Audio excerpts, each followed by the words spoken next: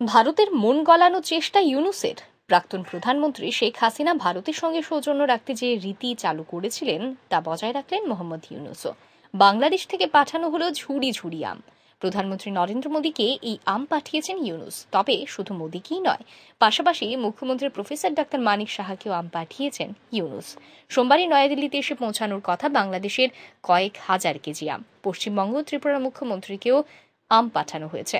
বাংলাদেশ দূতাবাস সূত্রের খবর, এবার বাংলাদেশের রংপুরের বিখ্যাত হাড়িভাঙা আম পাঠিয়েছেন মোহাম্মদ ইউনূস।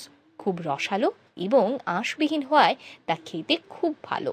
বিদেশেও রপ্তানি হয় এই আম। এবার সেই আমই বাংলা, ত্রিপুরা ও দিল্লিতে পাঠানো হচ্ছে।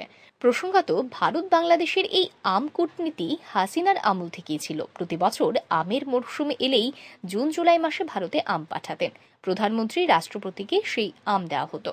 পশ্চিমবঙ্গের সঙ্গেও আলাদা সম্পর্ক বাংলাদেশের, সেই সূত্রে বাংলাতেও আসতো আম। সেই ধারা বজায় রেখেই কার্যত বন্ধুত্বের হাতি বাড়াতে চাইছেন ইউনূস, এমনটাই মত বিশেষজ্ঞ মহলের।